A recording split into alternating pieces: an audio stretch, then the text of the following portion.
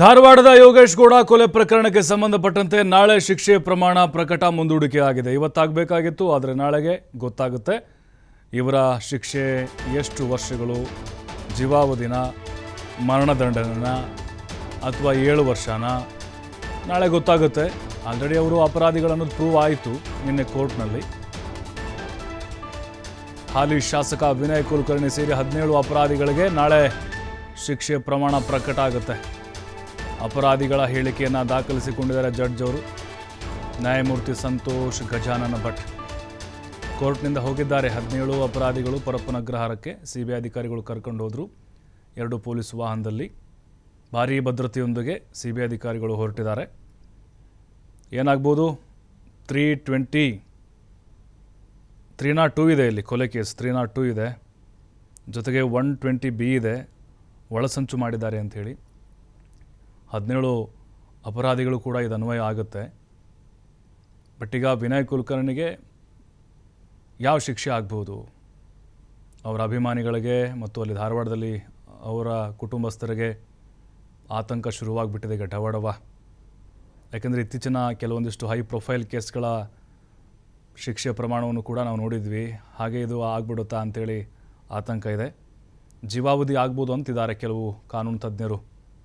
ಯಾಕೆಂದರೆ ಕೊಲೆ ಪ್ರಕರಣ ಅಲ್ವಾ ಇದು. ಹಾಗಾಗಿನೇ ಸುದೀರ್ಘ 10 ವರ್ಷಗಳ ಕಾನೂನು ಹೋರಾಟ ಇದು.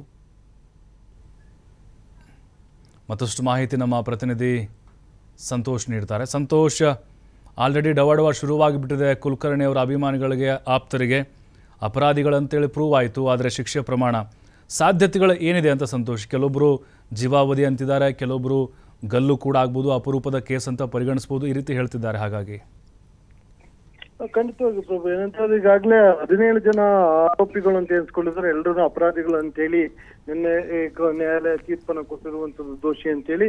ಇವತ್ತು ಅದೇ ಪ್ರಕರಣಕ್ಕೆ ಸಂಬಂಧಪಟ್ಟ ಹಾಗೆ ಶಿಕ್ಷೆ ಪ್ರಕಟ ಮಾಡುವ ಸಂಬಂಧ ಆರ್ಗ್ಯುಮೆಂಟ್ಗಳು ಕೂಡ ನಡೆದಿರುವಂತದ್ದು. ಅಪರಾಧಿಗಳ ಪರ ವಕೀಲರು, ಅದರ ಜೊತೆಗೆ ಸಿಬಿಐ ಪರ ಏನು ವಕೀಲರು ಇರ್ತಾರೆ, ಇಬ್ರು ಕೂಡ ವಾದ ಮತ್ತು ಪ್ರತಿವಾದಗಳನ್ನ ನಡೆಸಿರುವಂತದ್ದು.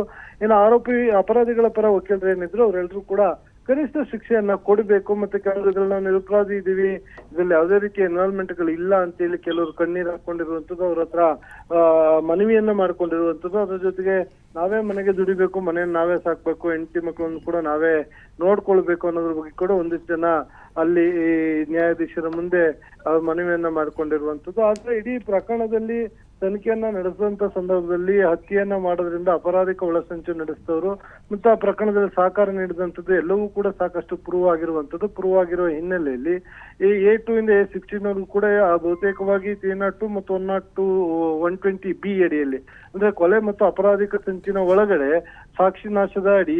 ಸೊ ಈಗ ಬೇರೆ ಬೇರೆ ಹಂತದಲ್ಲಿ ಆರೋಪಿಗಳ ವಿರುದ್ಧ ಪ್ರೂವ್ ಆಗಿರೋ ಹಿನ್ನೆಲೆಯಲ್ಲಿ ಬಹುತೇಕವಾಗಿ ಈ ಪ್ರಕರಣದಲ್ಲಿ ನಿಮ್ಗೆ ಜೀವಾವಧಿ ಶಿಕ್ಷೆ ಕೊಡುವಂತ ಸಾಧ್ಯತೆಗಳು ಇದೆ ಅನ್ನೋದು ಕಾನೂನು ತಜ್ಞರ ಅಭಿಪ್ರಾಯಗಳು. ಹೀಗಾಗಿ ನಾಳೆ ಅಂತಿಮವಾಗಿ ಇವರಿಗೆ ಎಷ್ಟು ವರ್ಷ ಶಿಕ್ಷೆಗಳಾಗುತ್ತೆ, ಯಾವ್ಯಾವ ಆರೋಪಿಗೆ ಅನ್ನೋದನ್ನ ನ್ಯಾಯಾಲಯ ಇವತ್ತೆಲ್ಲ ಆರ್ಗ್ಯುಮೆಂಟ್ಗಳನ್ನು ವಾದ ಪ್ರತಿವಾದಕ್ಕೆ ನಾಳೆಗೆ ಶಿಕ್ಷೆಯ ಪ್ರಮಾಣವನ್ನ ಪ್ರಕಟ ಮಾಡುವಂತದ್ದು. ಪ್ರಭು, ಥ್ಯಾಂಕ್ ಯು ಸಂತೋಷ್ ಮಾಹಿತಿಗಾಗಿ.